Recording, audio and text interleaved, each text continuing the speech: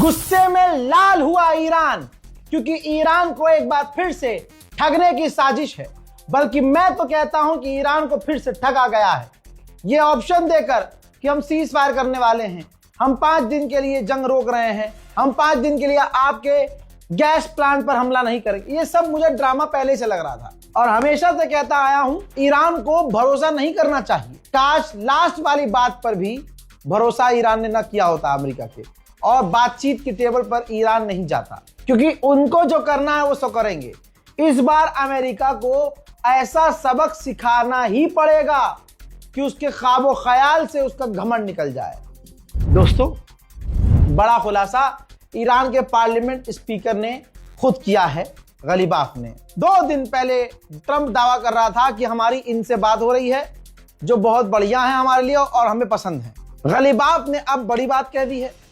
गलीबाफ ने जानकारी दी है कि हमें इंटेलिजेंस से पता चला है कि एक अरब देश कोई, हमें मालूम है, मतलब ईरान को मालूम है लेकिन नाम नहीं खोला, कि एक अरब देश, चाहे दोस्तों वो यूएई हो चाहे वो बहरीन हो, नाम किसी का नहीं लिया ईरान ने, बस कहा है कि एक अरब देश दुश्मन के साथ मिलकर हमारे खर्ग आइलैंड पर कब्जा करने की तैयारी में है। 100% वो यूएई होगा। बहरीन तो बहुत छोटा सा है, 5 मिसाइल मारेगा ईरान, निमट जाएगा। यूएई के जो तशरीफ है उसमें कीड़ा ज्यादा है, वो ज्यादा बोलता है। तो अब गलीबाफ ने क्या कहा है? गलीबाफ ने सीधा कहा है कि देखो, जो डेटा हमारे पास है, कोई देश है अरब का, वो अमेरिका की मिलिट्री के साथ हमारे खर्ग आइलैंड पर कब्जा करने की तैयारी में है। हम सीधा सीधा कह रहे हैं कि अगर कोई भी एग्रेशन और कोई भी गलती इस बार की तो इलाके में मिडिल ईस्ट में तमाम अरब देशों के इंफ्रास्ट्रक्चर को निशाना बनाएंगे खतरनाक तरीके से। तो यानी ईरान गुस्से में लाल हो गया है। उधर ईरान के विदेश मंत्री ने ईरान के टीवी चैनल पर बैठकर कंफर्म किया है कि हमारी डायरेक्ट अमेरिका से कोई बातचीत नहीं हुई है।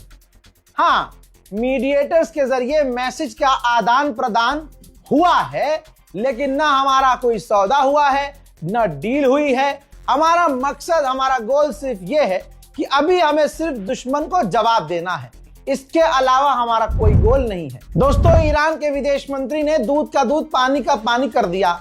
ईरान के विदेश मंत्री ने सबके सामने, पूरी दुनिया के सामने आके कहा कि क्या आपने नहीं सुना था जब डोनाल्ड ट्रंप ने अनकंडीशनल सरेंडर करने को हमसे कहा था? आज वही अमेरिका, वही डोनाल्ड ट्रंप हमसे बात करना चाहता है, वो हमसे बात करना चाहता है, यही उसकी हार है। दोस्तों, आगे उन्होंने कहा कि गल्फ ऑफ ओमान, यानी ओमान और ईरान के अंदर स्ट्रेट ऑफ हुर्मुज का पानी आता है, तो स्ट्रेट ऑफ हुर्मुज पर ओमान और ईरान का अधिकार है और किसी का नहीं। ईरान के विदेश मंत्री ने कंफर्म किया कि स्ट्रेट ऑफ हुर्मुज हमने बंद नहीं किया है, बस दुश्मन और दुश्मन के साथियों के लिए वो बंद है, बाकी तो सबके लिए खुला हुआ है। वो टैंकर डर के मारे नहीं जा रहे हैं, क्योंकि इंश्योरेंस कंपनियां उनको गारंटी नहीं दे रही हैं कि अगर कुछ हुआ तो वो कुछ मदद करेंगी, और जो टैंकर हैं वो डर के मारे खुद ही नहीं जा रहे हैं। बहुत सारे देशों के टैंकर ने हमसे रिक्वेस्ट की, बहुत सारे देशों ने हमसे रिक्वेस्ट की, हमने उनके टैंकरों को स्ट्रेट ऑफ हॉर्मुज से जाने दिया है। दोस्तों, ईरान के विदेश मंत्री इस तरह की कभी धमकी देते नहीं हैं, लेकिन उन्होंने धमकी दी है। ईरान के विदेश मंत्री ने कहा कि अगर कोई भी देश हमारे ऊपर होने वाले हमलों को सपोर्ट करता है या कोई आड़ी टेढ़ी हरकत करता है तो उसके लिए अच्छा नहीं होगा। ये जंग अमेरिका और ईरान की नहीं थी, ये जंग इजराइल की थी, और इजराइल ने अमेरिका को इस जंग में ढकेला है। हमने हमला नहीं किया, हम पर हमला पहले अमेरिका के द्वारा किया गया है। उन्होंने साफ कहा है कि हम कोई सीज फायर नहीं चाहते, कि जब उनका मन करेगा सीज फायर कर लेंगे और फिर दोबारा हमला शुरू कर देंगे। हम चाहते हैं परमानेंट जंग बंदी और गारंटी कि हम पर हमला ना हो, और हमारा जो नुकसान हुआ है इजराइल और अमेरिका वो लौटाए। ईरान के विदेश मंत्री ने जूता उठा के अमेरिका के मुंह पर मारते हुए कहा कि अमेरिका पूरी तरह से फेल हुआ है, उसका मकसद था रिजीम चेंज करना, जो रिजीम चेंज हो ही नहीं सकती। भाई, इजराइल का मीडिया बहुत खतरनाक दावा कर रहा है। ये देखिए, इजराइल के मीडिया ने दावा किया है कि ईरान के पार्लियामेंट स्पीकर और ईरान के विदेश मंत्री को इजराइल कत्ल करने वाला था, मारने वाला था, लेकिन एंड मौके पर रोक दिया ऑपरेशन, क्योंकि इन्हीं दोनों से अमेरिका डील की बात कर रहा था। यही मेन बात है दोस्तों, ईरान को इसी पर ध्यान देना चाहिए। अपनी इंटरनल सिक्योरिटी, मूसाद की एक्टिविटी, भाई इसको ईरान को पहले मजबूत करना चाहिए, वरना इजराइल किसी को भी असैसिनेट कर देता है। और उसके लिए इतना आसान कैसे है? क्योंकि इंटरनल सिक्योरिटी कमजोर है। अमेरिका में यूएई का जो एम्बेसडर है उसने कहा सिर्फ सीज फायर से कुछ नहीं होगा, गारंटी चाहिए कि ईरान अपनी पावर कम करेगा, अपनी मिसाइल कैपेबिलिटी कम करेगा, परमाणु नहीं बनाएगा, न्यूक्लियर हासिल नहीं करेगा, यूरेनियम, यानी बिल्कुल जो इजराइल और अमेरिका की डिमांड है वही यूएई ने, अमेरिका के अंदर जो यूएई का एम्बेसडर है उसने डिमांड रखी। जाहिर सी बात है, कितनी हजार मर्तबा आपको समझा चुका हूं कि इस इलाके में, मिडिल ईस्ट में 2 इजराइल हैं।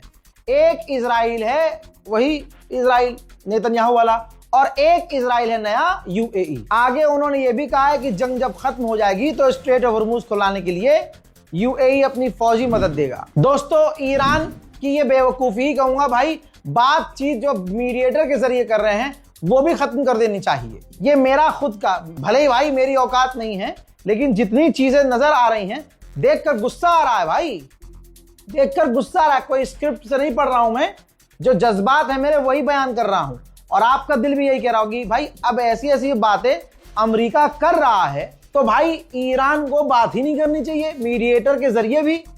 व्हाइट हाउस ने पता है क्या कहा है? व्हाइट हाउस ने कहा है कि ईरान अपनी सैन्य हार मान ले कि उसकी फौज हार गई है, वरना और तगड़े और बड़े हमले किए जाएंगे। बताइए ये कोई बात हुई? फिर ईरान क्यों बात कर रहा है भाई? सामने वाला पैरों में आ जाए, पब्लिक के सामने हाथ जोड़ दे, तब समझ में आता है। ये क्या टेबल के नीचे से बात हो रही है और सामने आके कह रहा है कि हम ईरान को हरा चुके हैं। और ईरान के विदेश मंत्री ने कबूल किया है ना कि इनडायरेक्ट वे में बात हो रही है। मैं कह रहा हूं इनडायरेक्टली भी बात क्यों हो रही है, नहीं होनी चाहिए। और सिर्फ इजराइल को टारगेट करे ईरान, और जो भी ईरान की मिसाइलों को अरब देश रोके इजराइल की तरफ जाने से, फिर उस देश को भी, उस अरब देश को भी लाइन में लगा दे ईरान कि अब पहली मिसाइल यहां जाएगी, उसके बाद इजराइल जाएगी। जैसा मैंने आपसे पहले ही कहा था, 48 घंटे में सीज फायर हो सकता है, ऐसा सोचता है इजराइल। तो नेतन्याहू ने आईडीएफ को ऑर्डर दिया है कि 48 घंटे में जितनी तबाही मचा सकते हो ईरान में तबाही मचाओ। ठीक उसी के बाद आधी रात गुजरने के बाद समझ में आता है और नजर आता है कि मशहद और ईरान के दूसरे इलाकों में इजराइल ने बड़े हमले किए हैं। देखिए ये मशहद का हाल है। यानी अच्छा, आप कहेंगे राजा भाई वीडियो क्यों नहीं आ रहा है? मैं आपको क्लियर कर दूं, बहुत सारे लोगों को गलतफहमी है। कई लोग कह रहे हैं राजा भाई वीडियो आपने जो पहले लगाई थी वो दोबारा लगा दी, 2 बार लगा दी, 3 बार लगा दी, 4 भाई ईरान में इंटरनेट पूरी तरह से बंद है, तो हमारे पास टेक्स्ट इंफॉर्मेशन आ जाता है। वीडियोस 4 घंटे, 6 घंटे, 8 घंटे के बाद या अगले दिन आती है। आप समझ रहे हो? तो हम कोशिश करते हैं कि जैसे एक नई कोई वीडियो आई है, अभी जो हमला हुआ है उसका वीडियो आ गया हमारे पास, चाहे जैसे भी आया हो, वो हम फ्रेश वीडियो दिखाते हैं। और 2 दिन पहले अगर हमने कोई वीडियो दिखाई भी है तो हम दोबारा उसको लगा देते हैं, ताकि वो सारा कंबाइंड अटैक आपको दिख जाए कि हाँ ईरान ने ये भी किया था, ये भी किया है, ये भी किया, और ये ताजा हमला है। ठीक है? तो भाई इतना दिमाग मत चलाओ कि अरे भाई हमारे पास एक बंदा अलग से सिर्फ इसलिए बैठा है कि वो फुटेज वेरीफाई कर रहा है। फ्री में नहीं आ रही है आपके पास खबर, भाई पैसा खर्च कर रही है हमारी टीम कि वो चेक कर रहे हैं। हमारी टीम ये भी चेक कर रही है कि ये एआई वाला वीडियो तो नहीं है, इसमें साउंड भी तो अलग से कुछ ऐड नहीं किया गया है। समझ रहे हैं आप?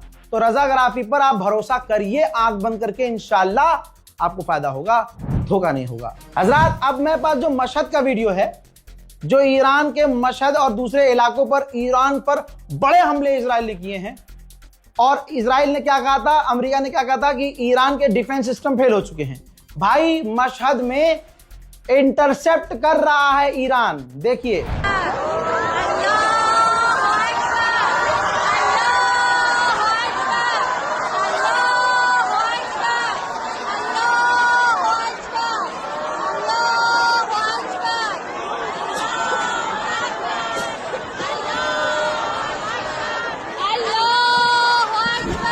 अब कही है ईरान के विदेश मंत्री ने मोहम्मद रजा वाली बात। ईरान के विदेश मंत्री ने कहा कोई और ऐसा देश नहीं है जो अमेरिका का सामना ऐसा कर रहा हो जैसे हम कर रहे हैं। और उन्होंने कहा कि दुश्मन को सबक सिखाना होगा कि आगे से वो हमसे लड़े ना और पंगा न ले। अमेरिकी एक सीनियर सेनेटर है। जब तमाम पार्टी की मीटिंग हो रही थी तो ये रहा सीनियर सेनेटर का ट्वीट। रेप नैन्सी मैक भाई इन्होंने मीटिंग छोड़ दी और बाहर आकर जानकारी दी और कहा कि हम डोनाल्ड ट्रंप की इस नीति के खिलाफ हैं कि ईरान में अमेरिकी फौज उतारी जाए। तो दो चीज क्लियर है, डोनाल्ड ट्रंप की लंगा लगी पड़ी है, कोई भी उसको सपोर्ट नहीं कर रहा है और डोनाल्ड ट्रंप जिद्दी है। डोनाल्ड ट्रंप अभी भी ईरान पर कब्जा करने के लिए फौज भेज रहा है। बड़ा अपडेट है, शेयर कीजिएगा इस रिपोर्ट को। जय हिंद।